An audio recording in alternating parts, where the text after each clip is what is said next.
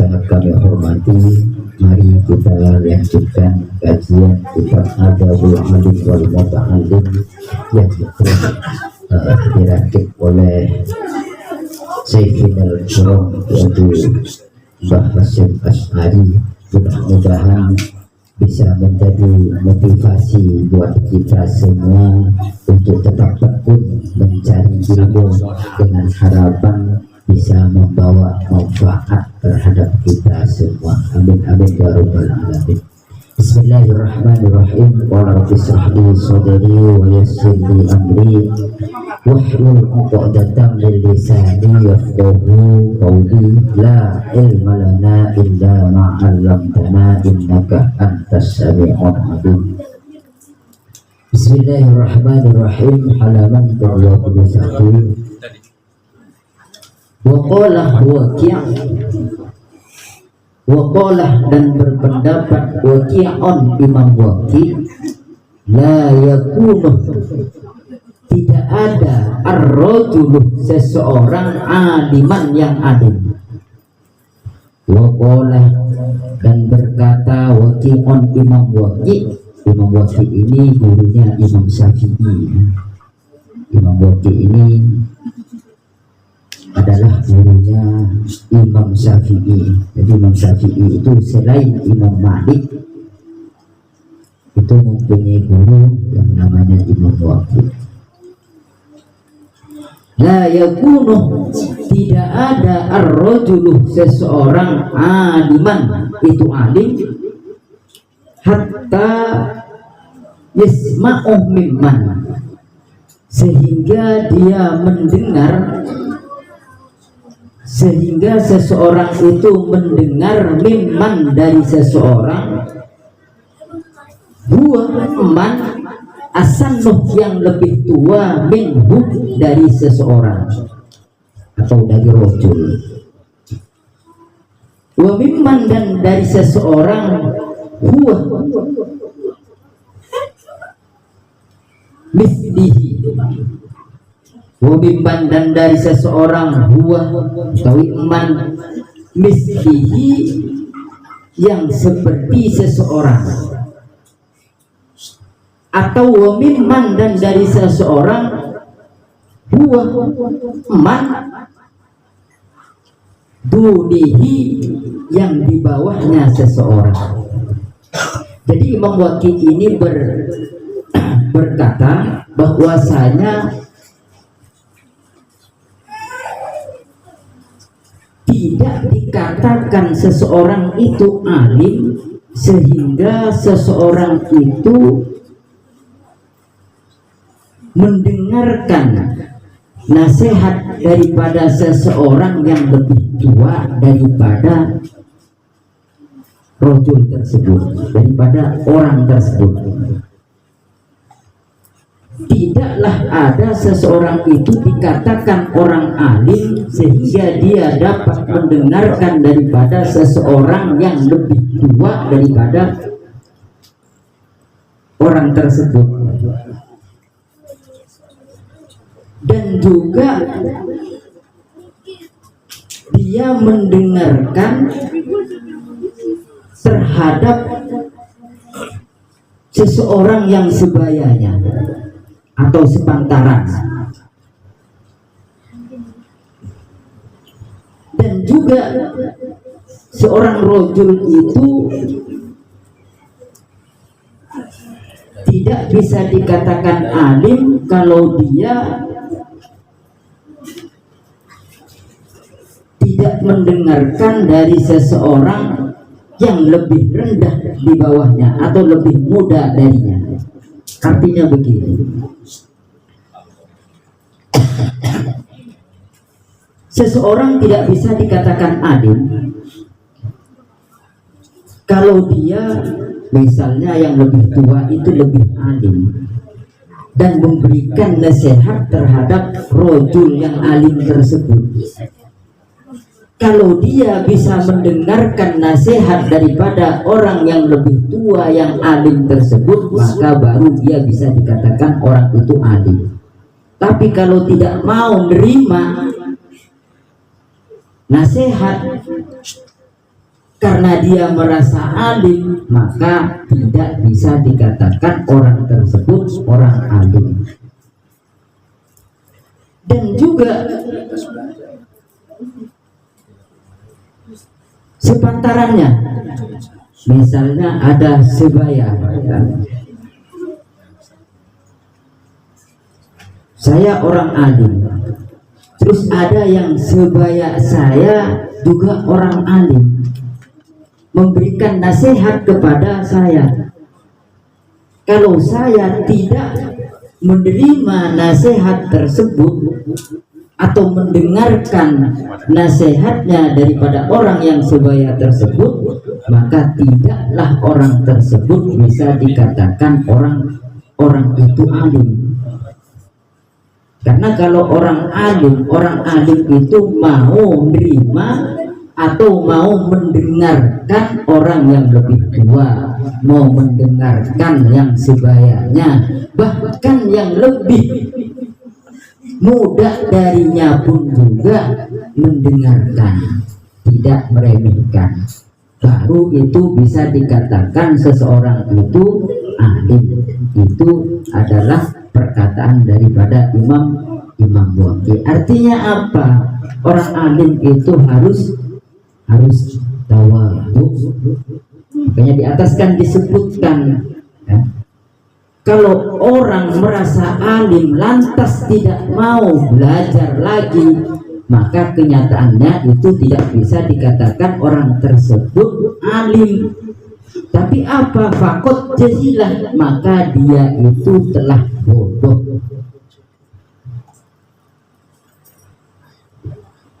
Orang alim aja, di sini yang dikatakan orang alim, mafhum mukhalafahnya begini. Orang alim aja kalau tidak mau belajar, ini nggak masuk logika. Orang alim masih, tapi kalau orang alim tersebut tidak mau belajar, maka itu tidak bisa dikatakan orang alim, melainkan itu dikatakan orang bodoh. Mafhum mukhalafahnya, apalagi kayak kita gitu kan, yang kurang alim nggak mau belajar, ini bodohnya itu kuadrat ya.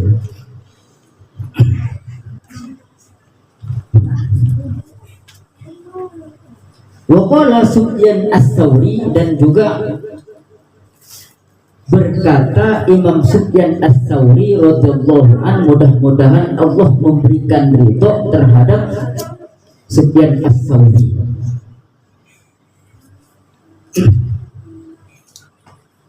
Al-ajaib, mengherankan, amatun itu umum. Wa fi akhir zaman, dan pada akhir zaman sekarang ini, mengherankan itu aumun, lebih umum. Heran itu umum, dan pada akhir zaman mengherankan itu lebih umum. Wan nawaibu ummatun, wan nawaibu, bencana, ummatun, banyak. Bencana komatun itu banyak. Wafi amruddin, dan di dalam urusan agama atomun itu lebih banyak bencananya.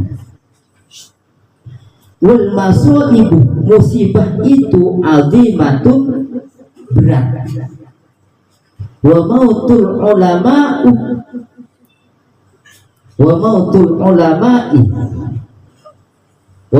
ulama'i, dan wafatnya para ulama akdomun itu lebih berat. Wa innal alimah, dan bahwasanya orang alim, hayatuhu, hidupnya orang alim, rahmatun, adalah sebagai rahmat, lil ummati, bagi seluruh umat.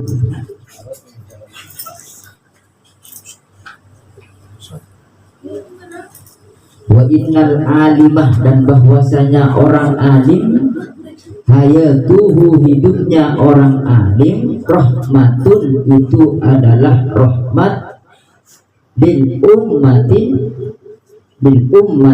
bagi seluruh umat. Wa mautuhu fil Islam, dan wafatnya orang alim fil Islam, di dalam Islam, sulmatun, itu bolong. Artinya sulmatun itu apa ya, bolongan yang tidak bisa ditambal, sulmatnya. Artinya begini, kalau seandainya ada orang alim wafat, kayak Mbah Mun misalnya, kayak Mbah Hasyim Asy'ari, itu sulmatun, tidak ada penggantinya. Tidak ada penggantinya, maksudnya yang seperti beliau.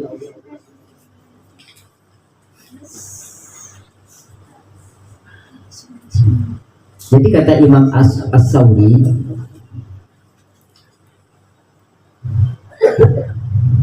heran itu atau kagum ya, ajaib itu, kagum itu umum, tapi di akhir zaman itu lebih umum, kekaguman itu lebih umum. Artinya begini, wah, kalau dulu misalnya ya, kayak zamannya Mbah Hasyim, wah itu kan ya gimana gitu kan, oh keadibannya, keiniannya, kagum Bang. Tapi kalau sekarang gitu kan, keumumannya, kagumnya itu ya begitu. Karena apa? Kita tidak dapat mengukur keadimannya beliau, keadiman seseorang pada akhir zaman. Asal bisa begini, asal bisa ini, udah kagum. Wah, sekarang ada orang yang ceramahnya bagus banget gitu. Padahal kenyataannya begitu melafalkan atau ngaji membaca surat Al-Quran itu letak-letot gitu. Jadi kalau akhir zaman itu gampang kagum dengan hal-hal yang seperti itu. Kalau dulu kekaguman itu memang benar-benar standarisasi, karena paham kita pernah belajar, pernah ngaji, oh dia di atasnya, oh kealimannya itu luar biasa.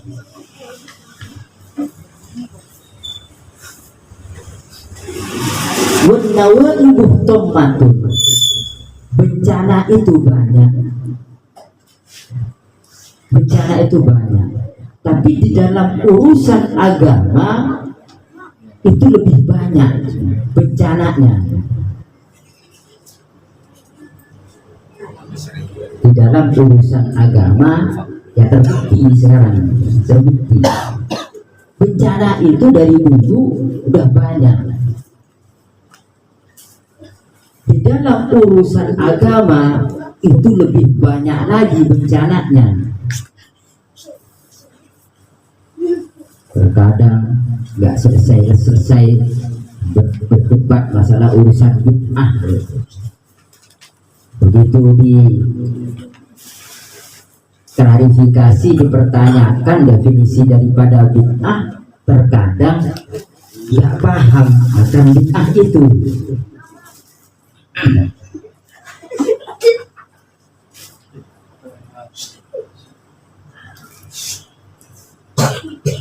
Terkadang di dalam urusan agama yang sunnah itu seakan-akan wajib, yang wajib terkadang terabaikan. Itu di akhir zaman.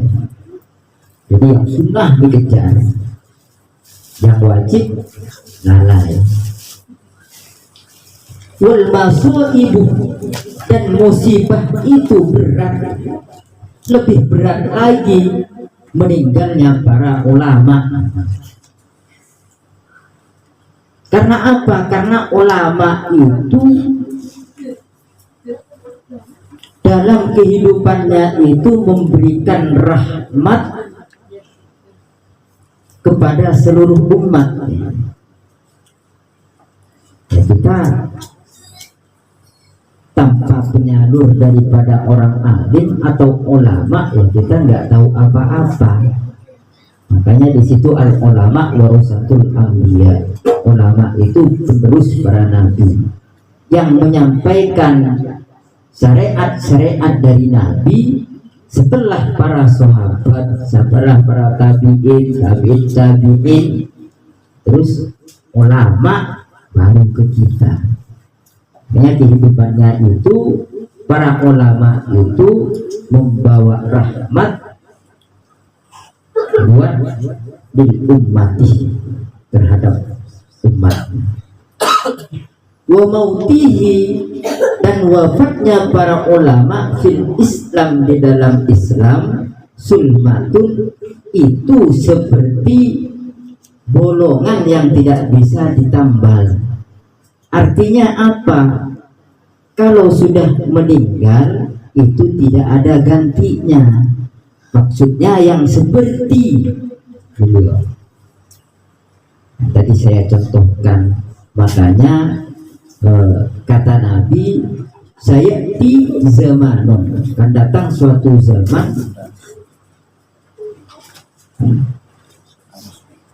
Oh, begini. Yang paling baik itu adalah zamanku. Setelah itu wayanaluhu, ya. Setelahnya otomatis tambah belakang, tambah tak baik. Makanya di sini sulmatun itu ya begitu wafat tidak ada penggantinya ulama, tapi tidak seperti ya misalnya yang tadi saya contohkan, seperti misalnya Syekh Nawawi Al-Baghdadi, begitu beliau wafat yang nggak ada gantinya yang seperti beliau. Syekhona Khalil bin Abdul Latif Al-Baghdadi, ulama besar, ya sampai sekarang ya ibaratnya nggak ada penggantinya yang seperti beliau. Anak-anak pun juga yang nggak bisa menggantikan beliau, putra-putranya. Itu yang dimaksud. Makanya di sini wamatul ulama aktum. Jadi musibah itu berat. Paling berat lagi musibah apabila ulama wafat. Sampai sekarang ya belum ada penggantinya yang seperti Mbah Mon. Makanya sulmatun, ulama meninggal itu seperti bolongan yang nggak bisa ditambal. Nah, sampai fasilnya sahihaini, dan di dalam hadis maksudnya Bukhari Muslim ya, sahihaini ini hadis sahih yang diriwayatkan oleh Imam Bukhari dan Muslim. An Abdillah, daripada Abdullah bin Umar Ibnu As radhiyallahu an, qala, berkata, sami'tu, bahwasanya saya mendengar Rasulullah sallallahu alaihi wasallam, terhadap Rasulullah sallallahu alaihi wasallam, yaqulu, bersabda, Annallah, bahwasanya Allah, la yaqbidul ilmah, tidak mencabut al ilmah, terhadap ilmu, intizaan, dengan cabutan, yantazi'uh minan nas, seperti mencabutnya daripada manusia atau masyarakat. Allah tidak mencabut terhadap ilmu itu intizaan seperti mencabut masyarakat, walakin akan tetapi yakbitul ilmah, Allah mencabut terhadap ilmu yakbitul ulama, bikubbil ulama, dengan mencabut para ulama. Jadi Allah mengangkat ilmunya atau menghilangkan atau mencabut ilmunya dengan mewafatkan para ulama. Ya, seperti itu. Allah mencabut ilmu dari muka bumi ini dengan mencabut para alim ulama atau mewafatkan para alim ulama. Hatta idlam yanqu aliman, sehingga ketika tidak tersisa orang alim atau tidak ada orang alim, ittakhadhan nasu, manusia itu mengambil ru'asa'u juhalan terhadap pemimpin-pemimpin yang bodoh. Jadi ketika tidak tersisa orang alim, maka para manusia itu memilih pemimpin-pemimpin yang bodoh. Karena orang alimnya itu sudah diangkat oleh Allah. Fas'alu faftu bighairi ilmin.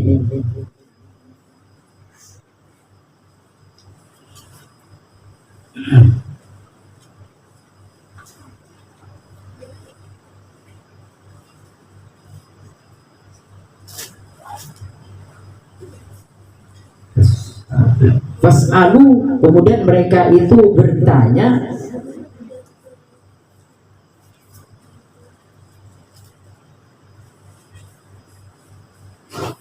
atau waktu berdakwah bighairi ilmin, dengan atau menyampaikan dengan tanpa ilmu. Fatullu, maka mereka itu tersesat, wa adullu, dan menyesatkan.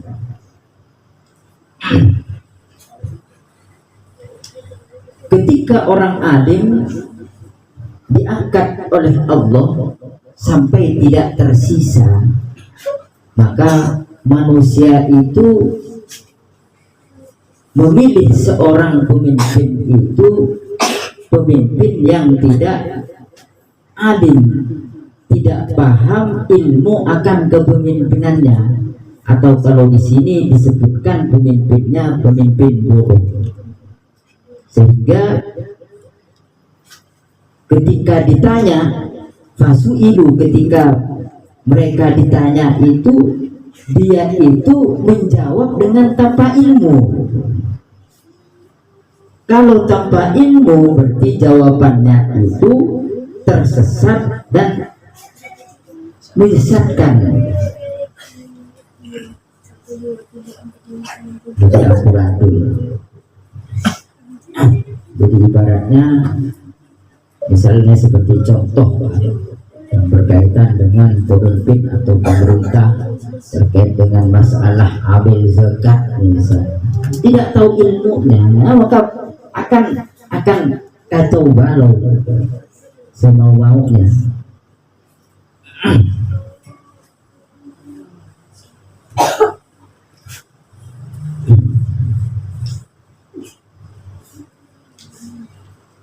Tujuannya apa? Di sini pesannya Mbah Hasim itu intinya supaya kita tetap tekun mencari ilmu, apalagi terkait dengan ilmu akan ibadah keseharian.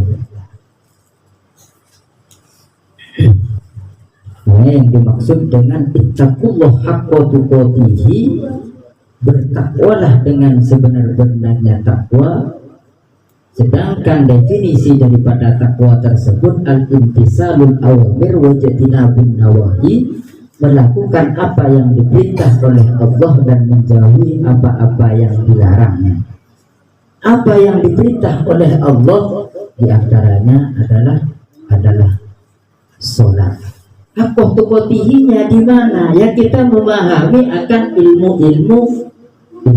sholat seperti yang disampaikan yang dibahas pada setiap malam Jumat. Kita membahas fikih terkait dengan masalah yang membatalkan sholat, syarat-syarat kita mengikuti makmum seperti semalam. Ya terkadang pelajaran-pelajaran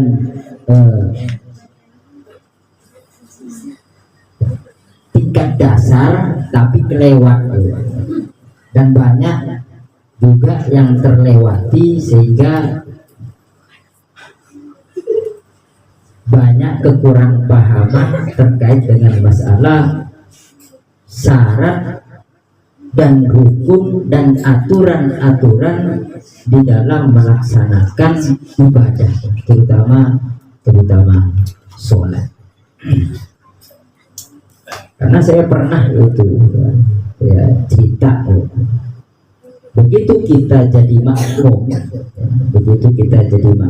terus melihat imamnya itu batal secara syariat, kok malah yang bertanya itu, maksudnya yang membatalkan diri karena imamnya itu misalnya kan ada najis atau ada apa sehingga membatalkan sholatnya, malah menganggap yang membatalkan sholatnya itu tidak khusyuk. Padahal terbalik, yang khusyuk yang seperti itu. Karena apa? Aturan makmum mengikuti imam itu kita harus memperhatikan imam juga. Semalam kita bahas yang ketiga itu kan ada 10 gitu. Ya kalau imamnya batal, ya otomatis kita mufaroqah harus misah. Misalnya kan pembacaan Fatihahnya ada yang salah gitu. Bacaan Fatihahnya ada yang salah, yang seharusnya ghairil misalnya khairil gitu. Atau an'amta misalnya seperti ini. Kita paham di belakang bahwasanya itu salah, terus ngikuti, ya batal semua. Yang ngikutin juga batal. Nah itu pentingnya dan semua ada ilmunya, ada tata caranya. Yang mudah-mudahan kita selalu tidak bosan-bosan tekun dalam menuntut ilmu, belajar, mudah-mudahan selalu mendapatkan ridhonya Allah Subhanahu wa Ta'ala, sehingga amal ibadah kita mudah-mudahan senantiasa diterima dan dicatat sebagai amal soleh. Amin amin ya rabbal alamin. Sedikit mudah-mudahan bisa menambah motivasi kita untuk tetap tekun beribadah, tekun mencari ilmu. Mudah-mudahan kita semua oleh Allah yang diberikan kesabaran, keberkahan, kecukupan, kemudahan dalam segala hal, diberikan kemudahan, rezeki, dijauhkan dari segala mara bahaya, malapetaka, bencana dan bahaya. Amin amin ya rabbal alamin. Allahumma fiqil abin tariq. Wassalamualaikum warahmatullahi wabarakatuh.